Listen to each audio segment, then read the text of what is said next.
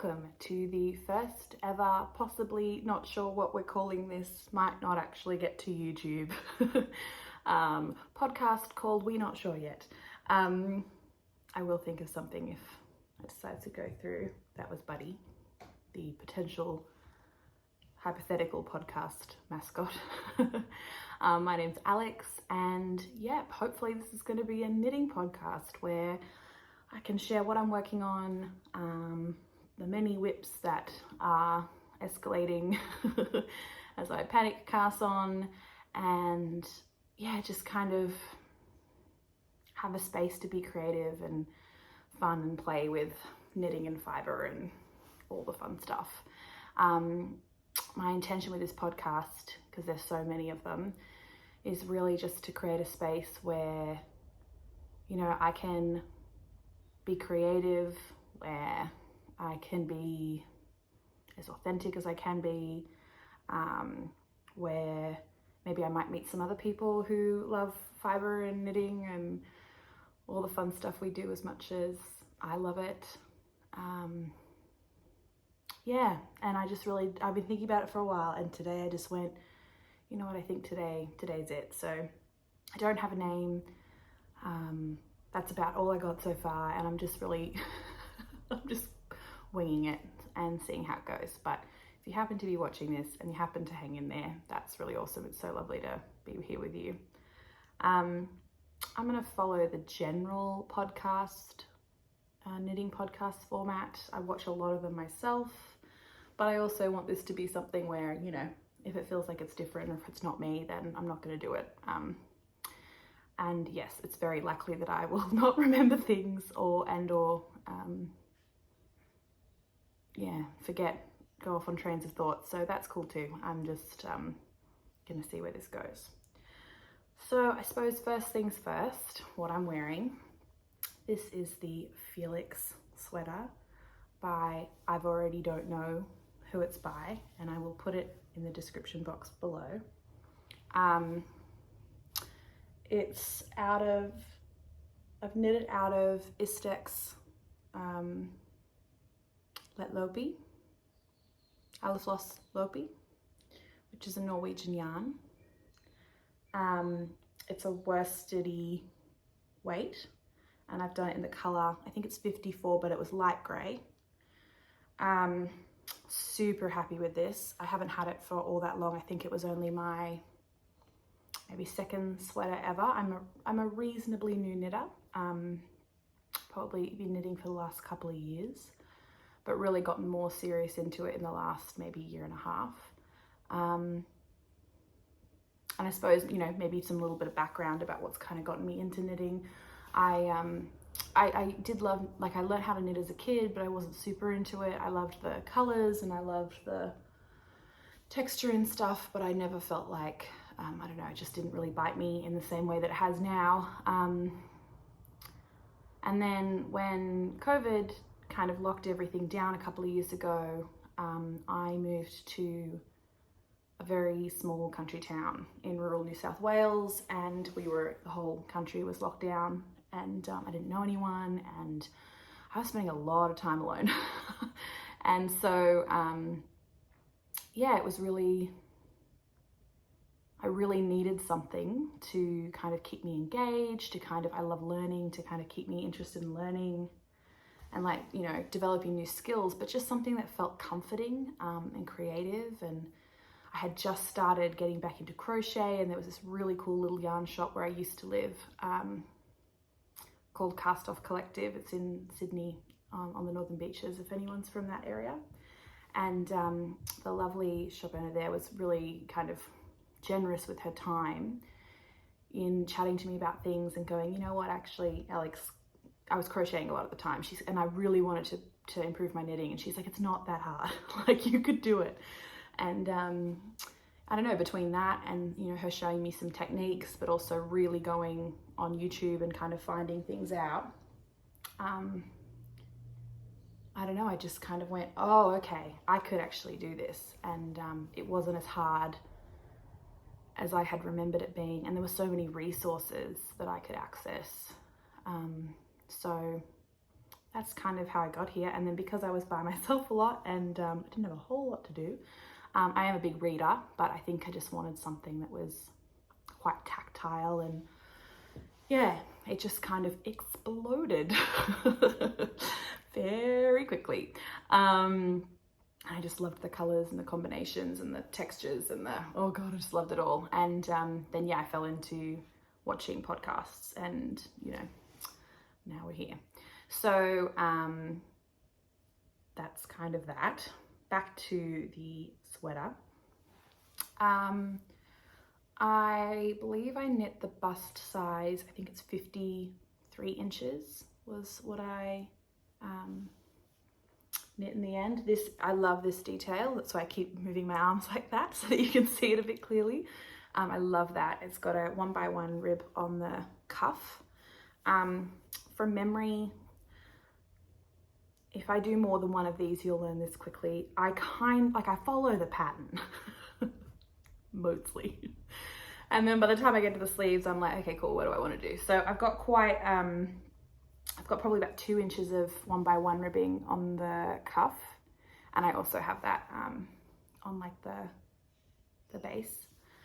And just maybe 1 inch of 1x1 ribbing around the neckline. And I quite like the wide kind of almost boat necky type effect that gives there too as well. So yeah, I love it. This is a yarn that I was a little unsure about because it's very, it's an experience. It's probably not what people would refer to as soft. It does definitely soften up a lot. It does have a lot of prickles because of that Norwegian wool. It's got like kind of the fluffy, I don't know if you can see that, but the, not when it's like looking at my face. So it's got it's got kind of like the fluffy, cloudy, puffy inner layer, and then it's got this like beautiful halo around there. But they are quite, they're quite a bit thicker, those little strands, and they have a sense of, I don't know, if it is hot, I can feel a little bit prickly in it, but I don't know, that doesn't bother me a great deal. And to be honest, when it's cooler, like anything lower than about 20 degrees Celsius, I don't notice it at all. And really, I think what I've heard is the idea about it, I'm not a wool genius, but is that it's kind of like the lofty fibers are kind of trapping in the heat, and then the kind of more wiry fibers are kind of, you know, giving that kind of extra kind of protective layer on the sheep. That's my understanding of it. Could be totally wrong. Works for me. It's warm, I love it, I wear it all the time. Super easy to just chuck on over everything. And I kind of like to, when you wear a darker shirt, like I'm wearing a dark olive green shirt under this, you can kind of see that peek through, and I kind of like that, little detail. So that's what I'm wearing. I'm honestly looking at this going, am I going to start this again, or am I just going to keep going? Because I feel like I don't know how I feel about this whole thing. And I'm going to get to an hour and be like, oh gosh, I just talked about nothing the whole time. But I think I'm in the interest in authenticity. I'm just going to keep going. I have a couple of like recently finished objects. I'm not going to lie to you because it's the first one. Some of these I finished a little while ago. But I suppose I don't churn out knitting projects that fast. I definitely, I'm probably a combo process product knitter. So if I'm not enjoying the process, I won't do it. But I can be highly motivated to have the right product. So it's a real, I'd say I'm a combination of both. But anyway, some that I have finished within the last month or so, maybe 2 months. I'm super happy with this one. This is my Color Craze shawl. Again, I'm pretty sure this one's by Tammy Gore, but I will 100% check that and write that down. So excited about this one. I graduated from a degree in like I finished the classes in November and then I went to the official graduation in March, and I really loved the pictures of this that I saw from Molly from the Homespun House, and I was like, right, this is my colors. Like I am 100% onto this. So for those who don't, if anybody doesn't live in Australia, if anybody sees this, it's quite challenging getting any big yarns from overseas. The shipping is insane. Often the currency transfer rates are just crazy. So there are a few places that are kind of reasonable, but it's not, I don't know, you kind of work with what you got, and it can be a bit challenging. So anyway, I really wanted this. It's the Petal mini set. It's 10 mini skeins of like about 10 grams each, and I really wanted it. So I did order it from Molly in Germany in November, and the shipping was very reasonable actually. However, it did get lost in Germany. It was sitting in Germany waiting to, like at the airport apparently, waiting to be shipped out for well and truly over a month and a half. And honestly, God bless the people at the Robert and Molly who run Homespun House. I just messaged them and they were so helpful, and they actually replied, which I was greatly appreciative for, and they just said, hey look, we'll check in on it. And anyway, in the end, it got here. It just took a really long time, and you know, sometimes I think Australia is a long way away from a lot of things. So it just took a really long time, and I think with COVID and everything, but all's well that ends well, got here, and I just knit like you would not believe. And got done. Also, probably worth saying now, I will swear at some point. I swear quite a bit, and I almost did then and then stopped myself because I hadn't said it yet. So if swearing is not your thing, no worries, I'm probably gonna do it.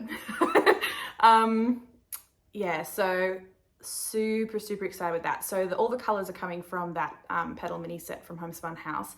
And then this, I held it with a mohair, and I think I used the Kremke silk mohair that I got from Skein Sisters, which is a yarn shop in Sydney. Really wonderful yarn shop. And then I just wanted to have a look because I forgot where I got it from. I did write a couple of things down, but I didn't remember it. Oh, you know what? This is by Tanis Fiber Arts. I think I said Tammy Gore, different person, I think. But I did write it down. And then the white, so it's the most beautiful. I didn't use the colorway that was from Homespun House for the white background because the exchange rate was very high. Looked beautiful, but I also think I really wanted, like, there were kind of you know, like hundreds and thousands. If you're not from Australia, it's just going to seem confusing, but they're like sprinkles, and they're all different colors, and we call them hundreds and thousands. It had that kind of vibe for me, and it just wasn't what I was looking for. But I'm very messy and I drop a lot of food on myself for a grown woman, and so I didn't want plain white either. So I got this from, there was a yarn festival on the Central Coast in, I think it was in March, and Glen Heaven Knits was there, and I got this colorway. It's called Old Man's Beard. It's a 75-25 superwash merino 25 nylon.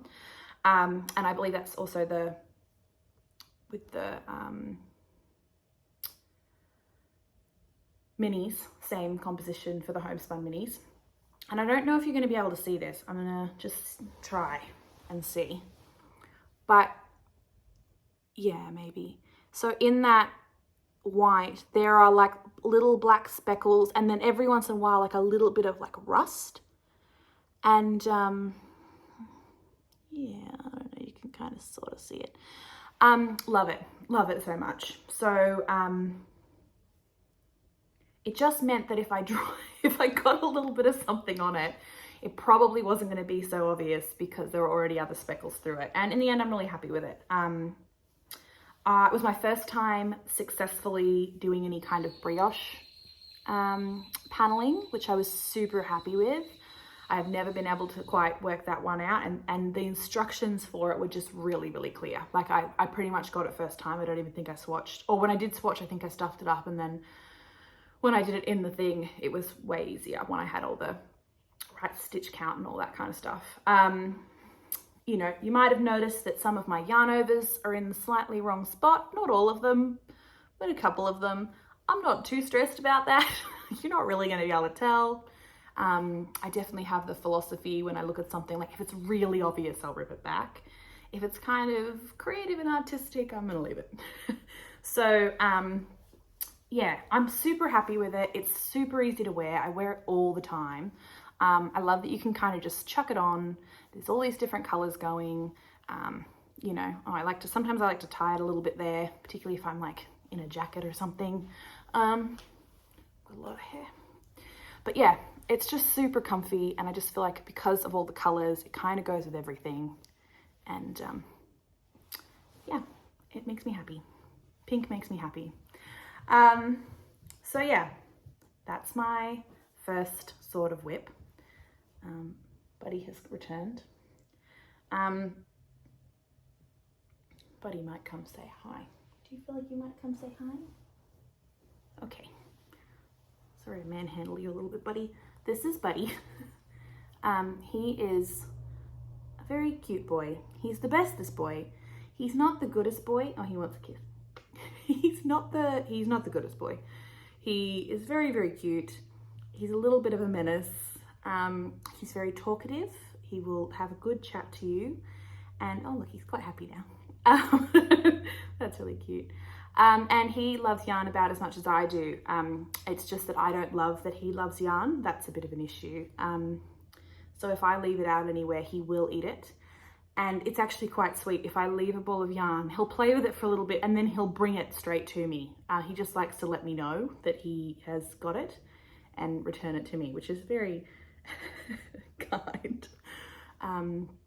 But yeah, he's very sweet, but he has a real personality, and he's very, very cute, but he's not very smart. So, I like how the camera's focusing on him. It's like, this is the real star of the show, Buddy. Yeah, anyway, he might sit there while I chat, or maybe he will want my attention. Oh, my hair's falling out a little bit. Well, I think, yeah, I'm cool with that. I was just thinking, like, there's all these things where I feel like I have this little slight perfectionist streak here, but one of the podcasts I love most is The Grocery Girls. I just freaking love them. They're so much fun. And I think what I like about them most is they're just themselves. They're off the cuff. They're not pretending to be something they're not.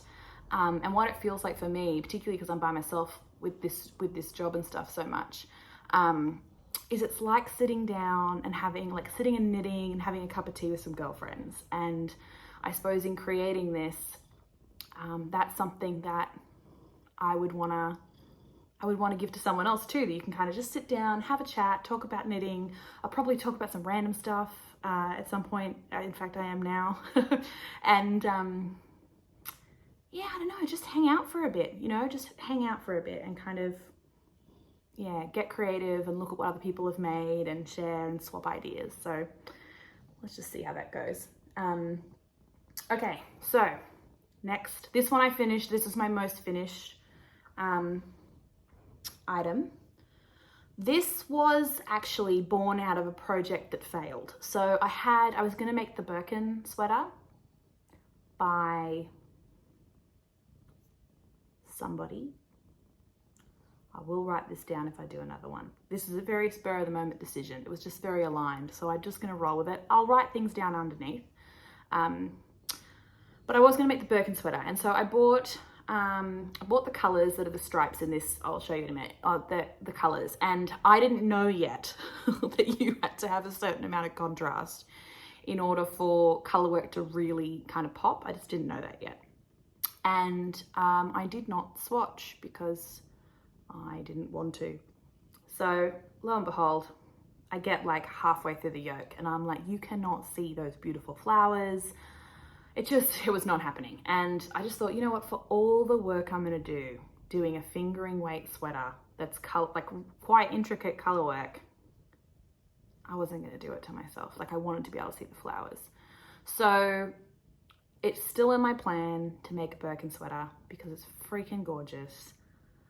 But I had all this yarn that I'd spent all this money on, and I was like, right, I don't have any more big projects. I don't have a massive yarn stash. I try and buy things for specific projects. I find that works for me.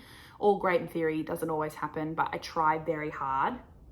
I would rather spend a couple of $100s on a sweater's quantity, or a couple $100s on, getting a mohair and a fingering yarn for a specific project. When I start to buy things randomly, that's why I have a bucket full of yarn that I don't know what to do with. So maybe at some point, I don't have any acquisitions or anything for today, but maybe at some point, I thought I could do maybe like a stash acquisitions, where it's like something that's in my stash that I really want to use. I don't really know what to use for, but I just want to show you. And then obviously if I do buy anything, I'll let you know, but it's not a regular occurrence that I buy lots of yarn, and it's generally for a purpose. But anyway, we'll see. Back to the point. So I then went and made, this is the, oh gosh, I don't even know what this sweater's called. It's by Espace Tricot. It's a fingering raglan sweater. Buddy, please don't bite me. I was trying to be like somewhat professional. Would you like to go now? Goodbye. Oh, no, he wants to bite me. Please don't. Hey. Oh. Okay. I'm just going to pause this to deal with my creaky cat, and then possibly have to start this whole thing again because no one wants to see.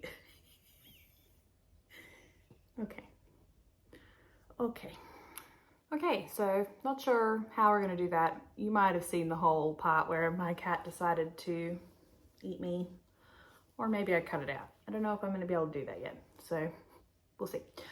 But I decided to keep going because this is just what's happening. Okay, so the sweater I don't remember the name of. It's by Espace Tricot. It's knit in, it's like a bright pink picture. It's knit in Rama 4-ply, Rama Fennel. Again, we'll find the name for it, put it underneath. Perfectly imperfect. Turns out, really happy with this. Like, it was a failed project. I was kind of like, oh, let's just see how it goes. And I was I've been thinking about it as my grocery girl sweater because I was super inspired by, like, every time they just kind of like, let's just do this raglan, just chuck some stripes in it. I was like, yeah, okay, cool. I'm into that. So this is what we came up with. I have worn this recently, so I feel like the sleeves are kind of a bit weirdly large because I wore this a couple of days ago. They aren't straight, but they're looking a bit straight at the moment. There was, oh, thanks, bud. He's come to say that he's sorry. Yeah, I know. I love you too. Just relax, okay? You can sit down there if you want. Good boy. So this is knit out of Biche et Bouche, Le Petit Lamb's Wool. And I won't show you the back part as the close up because it's not very neat right now. And I suppose, so I'm doing kind of little, not quite micro stripes, but kind of 3-row stripes to about 15-row gray. So the primary color is like light gray. Then there is very light pink, light turquoise. And then this was a reasonably new color, which looks super purple there, but is actually, oh gosh, that's quite good, isn't it? Look at that. Is called like light gray pink. It does look quite purple when you have put it next to the other parts, but it really is it is kind of like a mauvey, dusty, grey pink, as the name would suggest. So I was unsure about this, I'll be honest, really unsure about it. I did a 2x2 rib on the neckline, same with the cuff, and on the bottom, but I did a little split hem just for funsies. Just didn't really know what I was thinking there, but I just was keen to do it. And yeah, really happy with it. It kind of just feels like, I thought it was going to be a lot more knitting than it was. So I'm in a larger body. I'm generally speaking an Australian size. Oh look, sizing is weird, right? Anything between an 18 to 22. So bust size for me, it's 125 centimeter bust, which when I add some ease to that is generally quite a decent amount of knitting. So I just thought this was going to take 1,000 years, but it was just a bit, like I just kind of kept going, and the yarn was so nice to work with. I really, I do tend to lean towards more natural fibers, not, I wouldn't say exclusively, but generally speaking, I love a kind of 100% wool, or yeah, I don't know. I just tend to lean in that direction. So this was just lovely. It's like super, and it bloomed quite a bit. I wasn't expecting, I was hoping, but not expecting for that to happen. So the fabric you get is just, I wonder if that's going to show you. Oh yeah. It's just gorgeous and super lightweight, super lofty, super soft. Honestly, I could not be any happier with this. And I did try and engineer it with a little bit of smarts, so that when I wore it, the stripes kind of like matched up. So they were kind of at the same spot. Yeah, so basically how I did this, it's a free pattern. I basically kind of went down to the raglan split, and then I did maybe 5 rows, and then in the round, and then I started adding stripes. So I did 3 color stripes to 15 gray stripes, and I used the jogless stripe where you just slip one on the first round. If you're not sure how to do it, it's super easy. There's heaps of YouTube tutorials. You basically just knit the first round in your new color, and then when you come to do the second round in your new color, you just slip the first one purlwise. It kind of like pops it up, and then you kind of just keep going around. So that was not the clearest way. If you need to get a video, go for it. But that's kind of the shorthand version. Yeah, so I feel like I've said all I really want to say about that. I am so happy with this. I do have a Ravelry page, and I do try and keep it pretty updated. I mean, Lord knows why no one's looking at it yet, but I don't know, for me, I like knowing it, and I kind of like seeing it as kind of almost a scrapbook of the projects that I've done, which is also kind of why I wanted to do this too, to kind of get a bit of a, I've been working on a lot of things, and I feel like it's nice to have a bit of a record of kind of your creative journey. And I actually hate it when people say creative journey. But like, you know, just watch how you evolve over time, and the kind of things you're interested in, and the techniques you're learning. And yeah, so I was keen on that. So that's that. Okay, so those are my 2 finished objects. They were done a little while ago, I'll be honest, but it's going to be a real short podcast. Okay, so now we're in Whipland.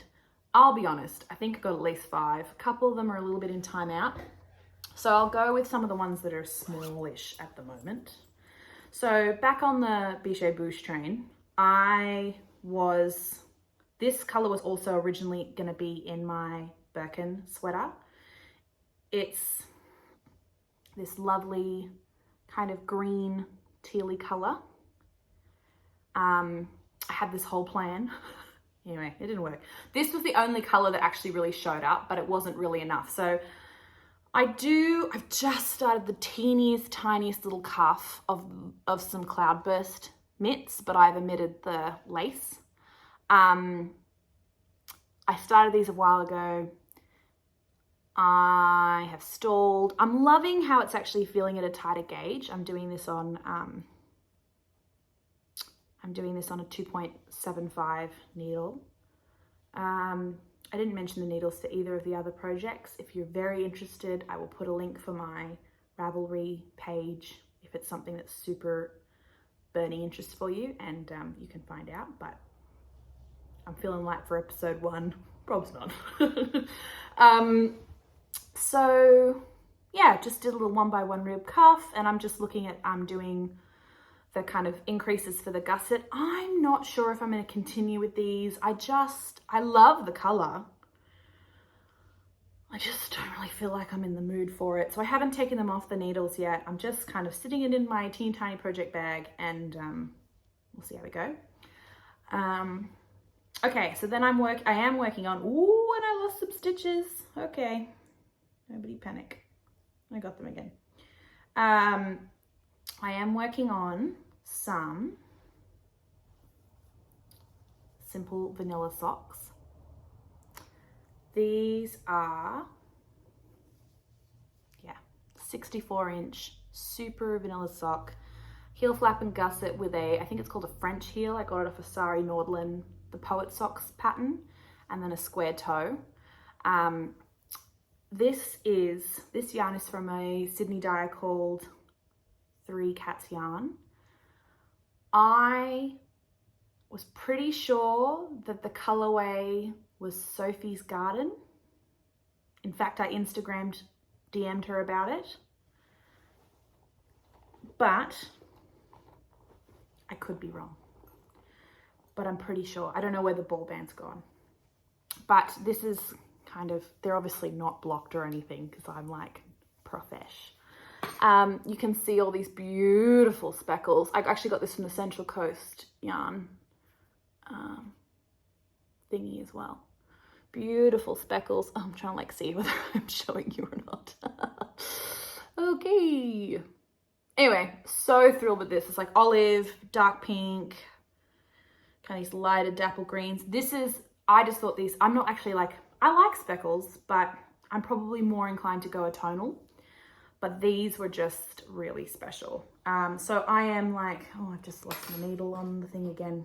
I'm in a really weird place in the toe to have stopped. I think I was working on it at work yesterday for a very short time in a break. I'm literally just on the toe of my second one. You would think, why, Alex, would you not actually just finish that before you're gonna film a podcast? And the answer is because I didn't know I was gonna do this until about 5 seconds before I decided to do this. So, yep, that's what happened there. But even in the ball, like, look at that. Oof. I just love it. And I really love her base. I'm pretty sure it's an 80-20.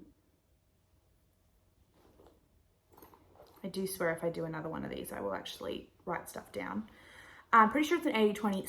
Super plumpy. Super plumpy. I got another one of her colorways called Lilac 2.0. And I loved that one too. In socks, I would say that I'm doing those on a 2.5 mil needle, 64 stitches. And then I do find that because it is kind of a higher wool content and a lower nylon content, there is a bit more pilling. I can live with that. I feel like the knitting experience is really amazing. The feel of them when you're wearing them, really amazing. So I'm willing to kind of live with the fact that they get a little bit pillier faster. I can live with that. Like, I'm not wearing them out to the world. I'm kind of just wearing them at home. So that's fine by me. So yeah, those are in the works. I'll be honest, the gloves are probably not getting done. The socks are getting done. That's my plan for the Savo.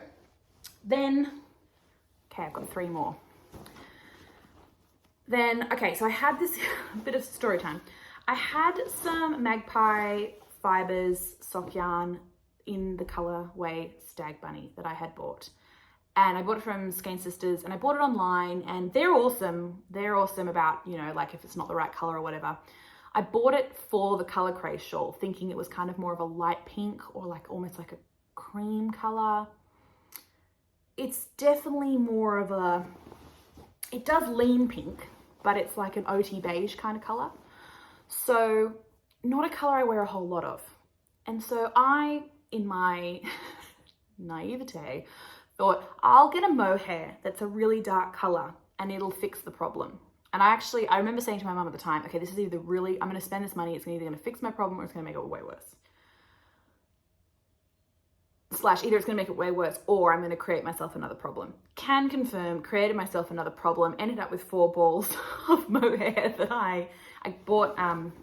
It was the Kremke silk mohair in, I think it's called, I've got the colorway here, on a ball band, or maybe I don't. Okay, maybe I don't. Okay, it's the pink colorway. Oh, I didn't even show you this. Okay, so I do feel like I would like to show you this because I think it's really cute. So this is the bag. It's not like an official knitting bag or anything, but this is what I keep all my small projects in. I don't have a lot of knitting bags. It's from a company called Chapel & Co. Hopefully you can see that. And I just freaking love it. And I have this little pin. I have this little pin that I got from Rainbow. Can you see that?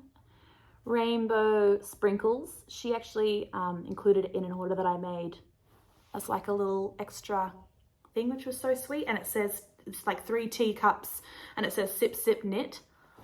Freaking cute, right? So I was really excited about that because I never tend to buy pins or anything for myself, but I always see people with them and I thought it was super cute. So yeah, I really love this little bag. It's not like an official knitting bag or anything, but it's 100% linen.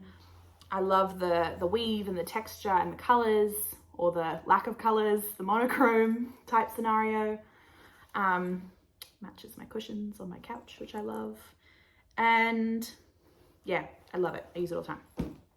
Yes, so back to the mohair story and this whip. So where this is born out of is I had 4 balls of mohair. I had no idea what I was going to do with them. They didn't work with the stag bunny. As anybody who probably has more experience than me knows, if you mix a dark color mohair with a light color base yarn, it will have a marling effect. And because the values of the 2 colors were so different, I didn't like the way it looked. Some people might love that look and that's so cool. It just wasn't giving me the effect that I wanted and what I had hoped would occur. So again, I was stuck in a scenario where I had this yarn I'd bought. I wasn't really in a place where I wanted to stash it. I wasn't really in a place where I was like, cool, I'll just leave it later. So I was like, cool, what can I do with this? And I'd seen that Inga on Knitting Traditions had knit these beautiful multiple ranunculus sweaters with strands of mohair. And I was like, girl, I'm in. So this is where we're at with that. Oh yeah, look, here's the color. You'll be able to see it in a second because I'm going to hold it up. So I have knit a ranunculus before. I've got one that I've knit in a 10 ply worsted weight wool, which I freaking love. This one I have knit, oh, it's a bit crunkled. Anyway, I wanted to show you anyway. This one is in this dark pink Kremke silk mohair. I think this is going to be really nice when it's done. And I did hold it, held 2 strands together on, I believe I used a 6mm needle. I have so far used the best part of 4 balls. I might have underestimated that when somebody in a smaller size body says, I can do two skates of mohair and I've got it. And so I'm thinking, cool, 800 meters, I'll be able to get a t-shirt out of that. I might have underestimated that. Also, I probably could. The sleeves I did actually bind off on, and it's fine. I don't mind a little cap sleeve. I'm cool with that. But I do actually, like, the body's a little bit shorter than I would like it. I'm not ready. I'm not ready to be done. So, and I do actually think I want some sleeves, actually. Like, I think if I'm going to go back and buy more yarn. I was trying to do it with the yarn I had. And I just think if I'm really going to wear this and I'm really going to get the best, like, I live in Australia, where am I going to wear a mohair t-shirt? Like, it's either 1,000 degrees or it's, you could wear like a 3/4 length mohair thing and that'd be quite comfortable. So I'm probably not going to wear, if it's summer and I'm wearing a t-shirt, I'm probably not going to pick a double held mohair sweater. So cute idea, Alex, but we might need to get a bit more practical. So okay, just gonna have some tea. I'm talking a lot. Which in all fairness is not unusual for me, but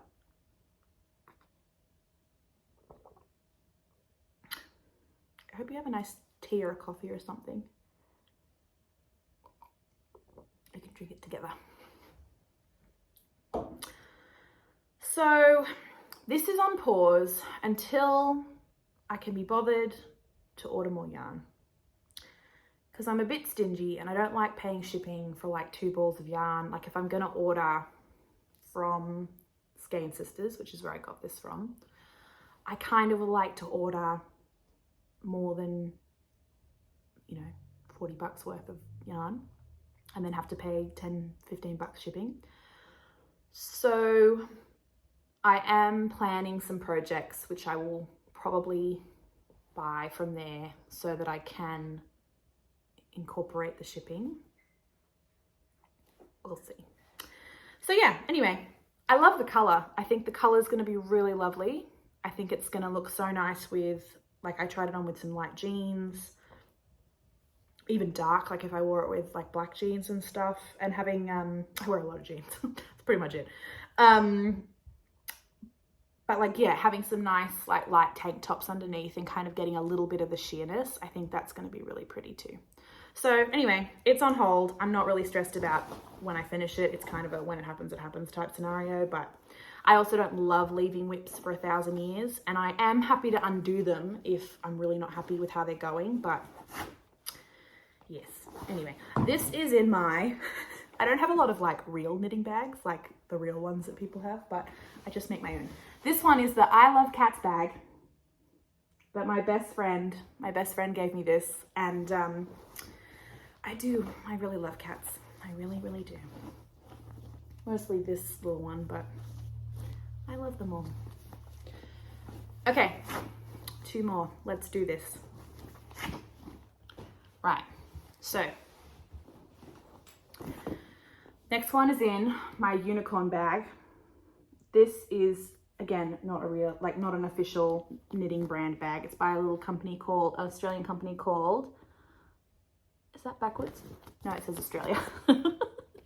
This is from Lettlopi. Really cute. Actually got this at a market in, what's that place called? Bundanoon on in the Southern Highlands. They do an Easter market, and I think I got this a couple of years ago from there. I like unicorns, makes me happy. There's like, here's like my grown-up, I'm sophisticated bag, and here's my, I'm 4 years old and I want to look at the unicorns. So that pretty much sums me up in that little dichotomy there.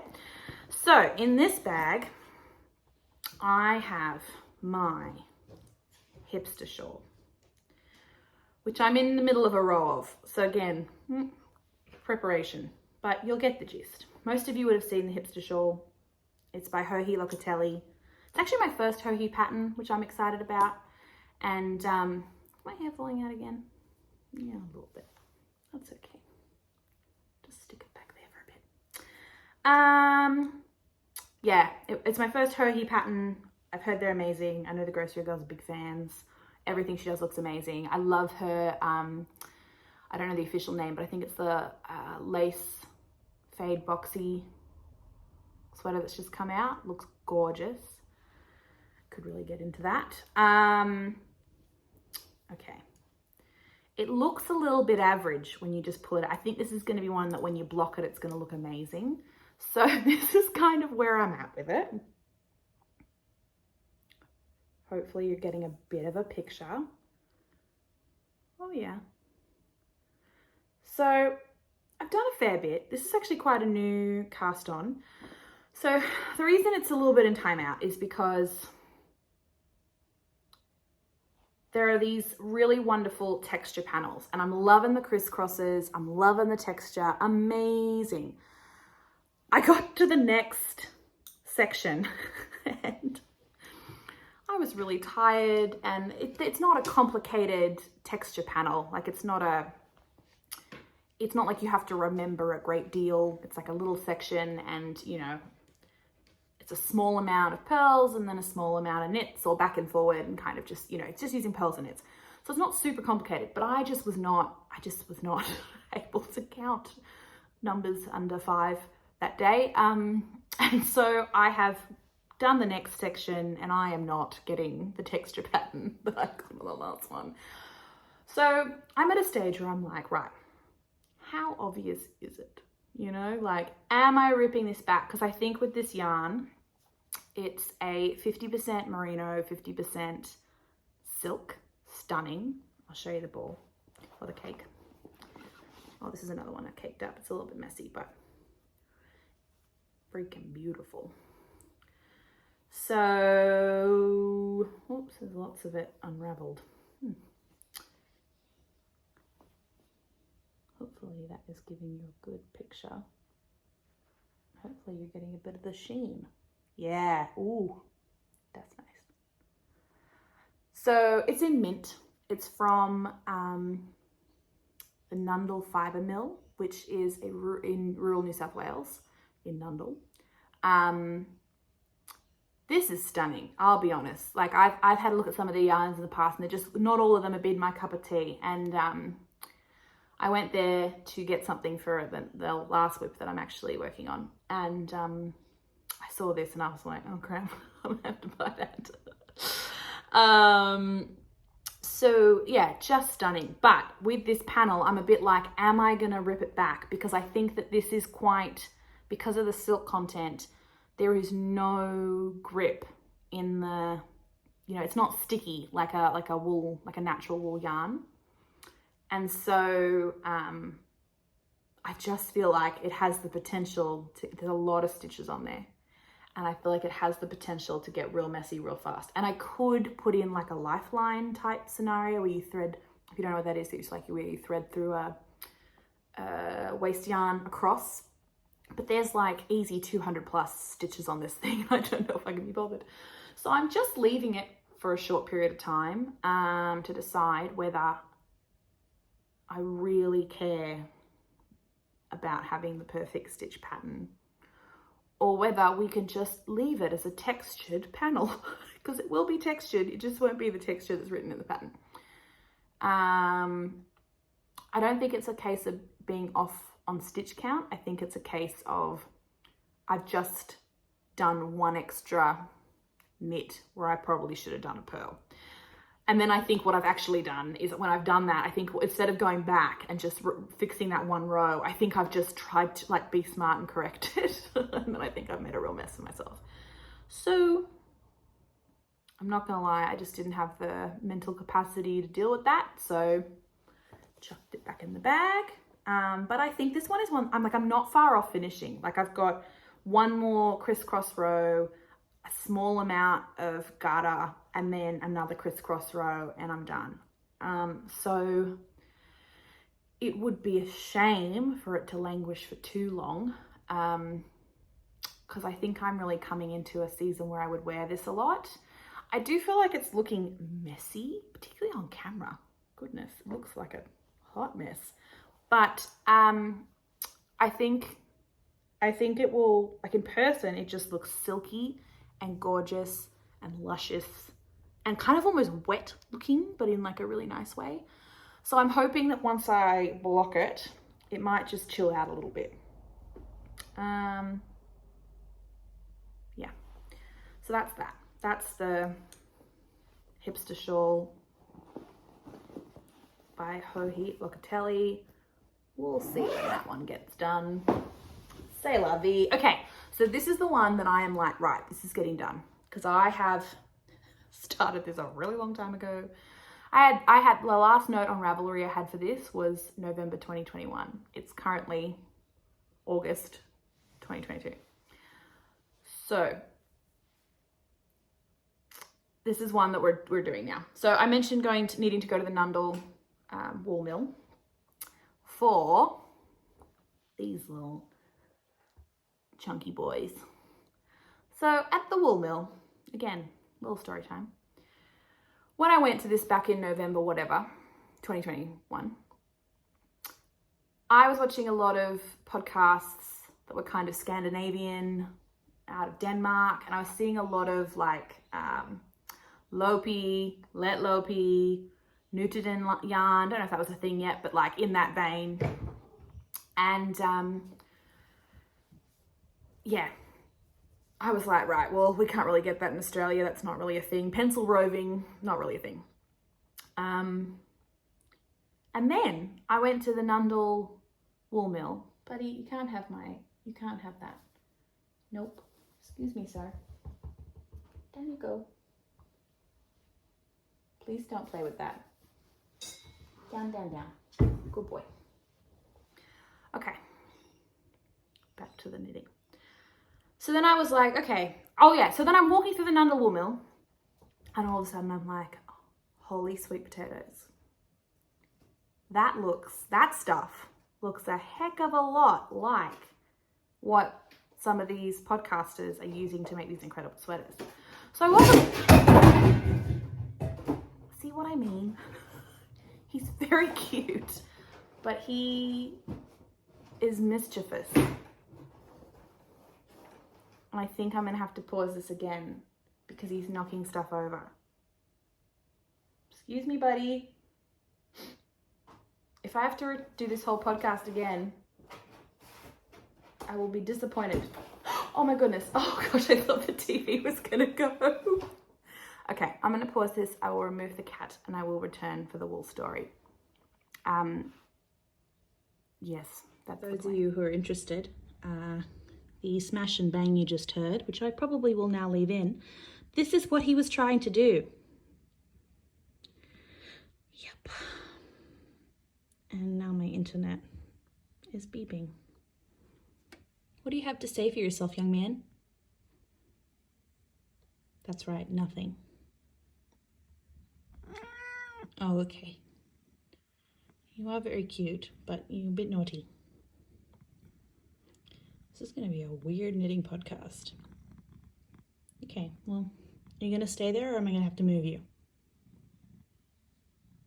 Okay, if I can find a way to edit that in, I will do that because you would have just heard a crash bang. I would have been like, hey, I'm going to come back in a second. And then hopefully I can put in where I found Buddy because honestly, that's too hysterical. And I feel like if I'm going to have to keep pausing and starting this thing, you might as well get the funny part too. This is the weirdest podcast ever, but I just feel like if I don't do this way, it'll just never happen. So this is just what's actually happening behind the scenes. And if you don't like it, that's cool. And if you do, awesome. So Nundle, I was like, oh my gosh, this looks a lot like that stuff that I'm seeing people use on YouTube. And I was like, cool. Let's see. So I went up to the lady and I was like, so tell me about this stuff. And she called it cheese. I wonder if it's because it's in a wheel. Anyway, she called it cheese. And I was like pencil roving? And she's like, yeah, it's just the stuff that comes out of the thing. And it's like the leftovers. And she goes, a lot of times people use it for spinning. And she's like, cool, are you a spinner? And I was like, well, no. But I've seen people knit with it. And she just looked at me like I had 3 heads and it was completely insane. She's like, I don't know if you can do that. And I was like, look, it's not expensive. I'm just going to give it a go. And okay, so things that you probably need to know if you're interested in this as an Australian and you thought, okay, I'm going to see if Nundle has any, if they want to ship it to me. So pretty cheap. This is 100 and it was in weird batch like amounts. So this I bought in one little container, one little bag. It was 198 grams, $14.95 or something. So super cheap. Doesn't give you any meterage. You just kind of roll with it. It's how I've been doing it anyway. It is pencil roving. I will show you it does knit up and you can use it like that. However, things to be aware of. When you see the beautiful Lettlopi, even the knitted in yarn, because of the type of fiber that is, now I don't know a lot about fibers, but this is what I've been able to ascertain while using it. Because of the type of wool fiber that goes in that, it's a little bit more coarse and it's a lot more kind of rustic in the way that it is structured. And so in as far as what kind of fabric you get, it's quite different. This is 100% merino, stunning, beautiful, very, very soft, very plumpy. Acts in the same way in as far as you can like spit splice it together. It comes apart really, like it just like falls apart like real wispy in the same kind of way. But when you knit it up, it's definitely has it has very fine fiber.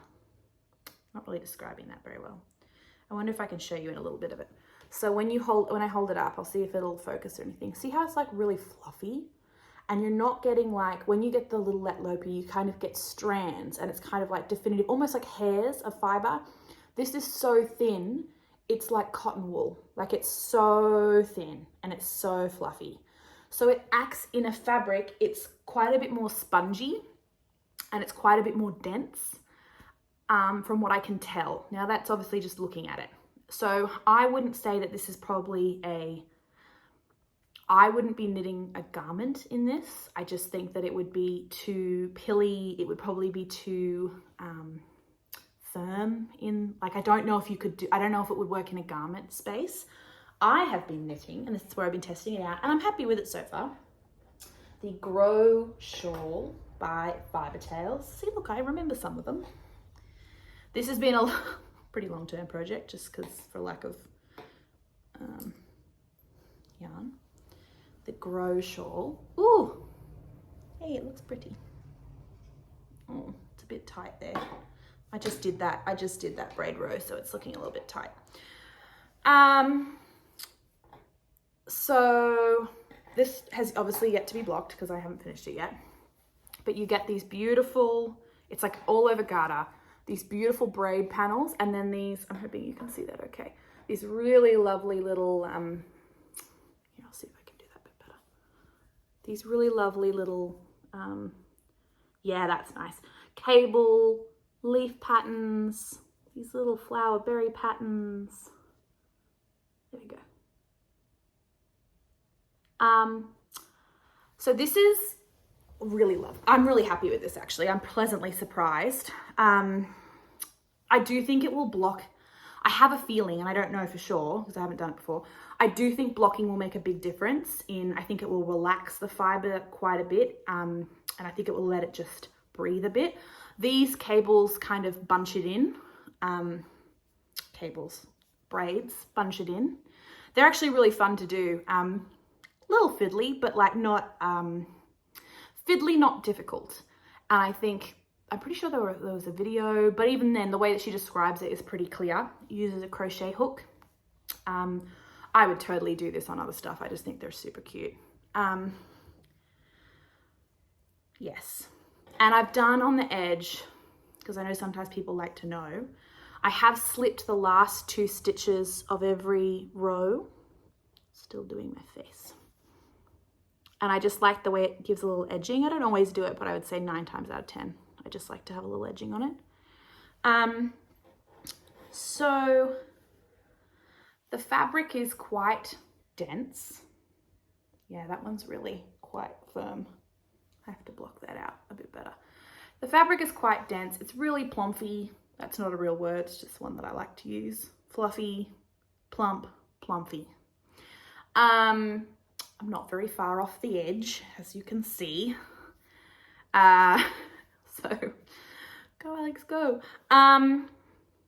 This is an interesting one because I'll be honest, practicality wise, not entirely sure how I would use it because I do feel like it will pill like a mofo and it's quite stiff at this current point. There's not a great deal of, I don't know.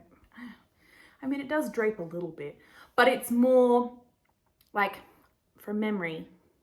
I can't remember what her name is. The sweet girl from Fiber Tales podcast, whose name is just jumping out of my brain at the moment. Like, I'm pretty sure she lives in Sweden. It's freaking cold. So it's not quite that cold here in Australia. I mean, we get to where I live at the moment, we get down to like -3 sometimes overnight, but that's really, and that's Celsius. So that's really nothing compared to, you know, our friends in Canada and pretty much a lot of places.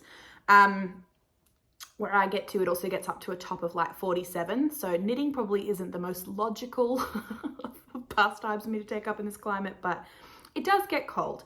And so I suppose this to me is more like a throw on when you're collecting veggies. Like this is her picture, so I'm like totally living my best cottage life. Throw on while I'm getting veggies from the veggie patch, or I'm even thinking, I'm not currently having babies or planning to have babies, but it's, you know, in the future. I've even thought this could be a really lovely, I was in childcare. I did work in childcare for a very long time, so I have thought this through. I thought this would be a really lovely thing to just put on the pram, but even as I say that to you now, I'm like, that's so impractical, because this is like untreated, like raw wool. It's like really, like, you put any kind of baby food on this and you are not washing it. So, and it's white. So anyway, basically I don't know what I'm going to do with it yet. I don't know how practical it's going to be. I just loved it. I loved the pattern. Could also be a gift. I've got a couple of people in my life who live in very cold climates who I think would just die. And I'm going to have heaps of this left over. So, okay, so that's also probably worth saying too. So I have used 2 of these so far. Obviously, I will not need these other 2. I would say had I bought maybe 3, I could have done it. The only thing, and again, I'm very lazy, had I bought 3, is I would have had to have like taken, that's actually why I bought 2. Instead of buying the 1, I would have had to turn this into 2 in order to be able to hold the strands double, because if I haven't said that already, I'm holding it double. So I was lazy and I thought, I kind of like it and it's pretty cheap. So I just bought another 2, and then I can think of something else to do with them. I also just love them. They're just, who else, what podcast was I watching where they're just like, I just want to have them. And that's how I feel about these. I just, it just makes me happy. And they weren't expensive and they're really cute. Yeah, and that's it. So that's my final whip. I'm hoping to get through that one really soon, like by the end of the week, I think is the plan. Although today is Thursday, so, and I have work tomorrow and Saturday, so we'll see. So yeah, look, that's what I've got. Yeah, I just feel like I've rambled. I've had to start and stop this thing about 1,000 times because of my very sweet but personality-filled cat.